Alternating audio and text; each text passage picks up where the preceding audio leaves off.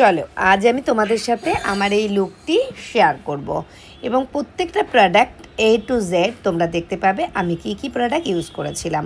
লুকটা দেখে বুঝতেই পারছো দারুণ একটা গ্লাস ফিনিশ অ্যান্ড ওয়াটারপ্রুফ মেকআপটি ছিল এবং এইচডি লুকস ছিল।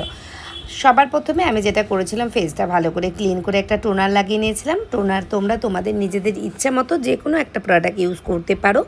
আমি কিন্তু প্লামের টোনার ইউজ করেছিলাম। এরপরে আমি যে ময়শ্চারাইজারটা ইউজ করেছিলাম ওটা ছিল অ্যাপ্লাইজার। তোমরা তোমাদের স্কিন অ্যাকর্ডিং কিন্তু ময়শ্চারাইজার ইউজ করো। এটা যদি তোমাদের অয়েলি স্কিন হয় বা নর্মাল স্কিন হয় তাহলে কিন্তু তোমরা আমার মতো এই অ্যাপ্লাইজার থেকেও এই ময়শ্চারাইজারটা ইউজ করতে পারো। এরপরে আমি ইউজ করেছিলাম গোল্ড অয়েল। গোল্ড অয়েলটা কিন্তু তোমরা মোটামুটি একটু যে কোনো কোম্পানি কিনতে পারো। আমার এটা ছিল অনুরাগ মেকআপ মান্ত্রের গোল্ড অয়েল। গোল্ড অয়েল তোমরা রিকর্ডেরও নিতে পারো, নাইকার গোল্ড অয়েলও কিন্তু ইউজ করতে পারো, বেশ ভালো। আমি একটি ম্যাজিক ড্রপ ইউজ করছি।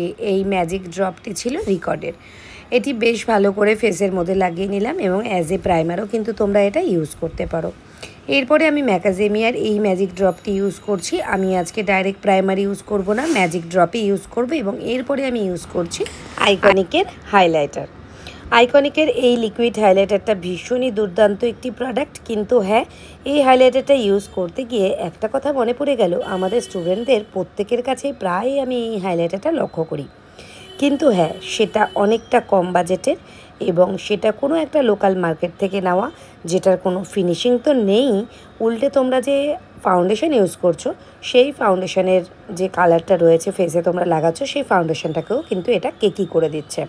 তো সেটা কিন্তু তোমরা করো না, অবশ্যই প্রফেশনাল হাইলাইটার ইউজ করো। হাইলাইটার ইউজ করার পরে আমি ফেসের কোথাও হালকা একটা ব্ল্যাক স্পট রয়েছে, সেখানে আমি অরেঞ্জ কারেক্টার ইউজ করে নিলাম। আর যদি ব্ল্যাক স্পট না থাকে তাহলে কারেক্টার ইউজ করার কোনো প্রয়োজন নেই। এরপরে আমি ফেস অ্যাকর্ডিং এই কনসিলার প্যালেট থেকে একটা কনসিলার ইউজ করে নিলাম। কনসিলার ইউজ করার পরে খুব অল্প করে আমি সোপারেলের ফাউন্ডেশন ইউজ করব। সোপারেলের ফাউন্ডেশন সত্যি আমার ভীষণ প্রিয় একটি ফাউন্ডেশন। এই সোপারেলের ফাউন্ডেশনটি অবশ্যই ওয়াটারপ্রুফ একটি ফাউন্ডেশন এবং এইচডি ফাউন্ডেশন, এবং সেটা লাগানোর পরে ফেসে ইনস্ট্যান্ট কীরকম ম্যাজিকের মতো গ্লো চলে এলো সেটা কিন্তু তোমরা খুব ভালো করে লক্ষ্যই করছো।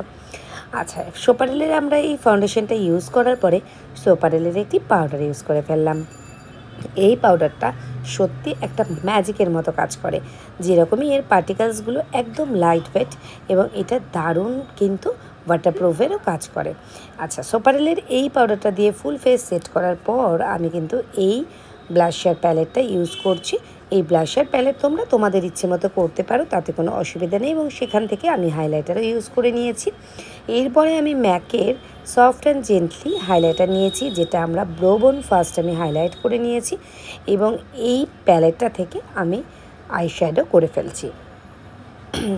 এই প্যালেটটি আমার ভীষণ প্রিয় একটি প্যালেট এবং এখান থেকে আইশ্যাডো দেখো কীভাবে প্রমিনেন্ট একটা আইশ্যাডো আমি ক্রিয়েট করে ফেললাম, এবং দেখো কতটা ফ্ললেস আইশ্যাডো এবং ফেস মেকআপটা দুটোই কিন্তু অপরূপ সুন্দর হয়েছে।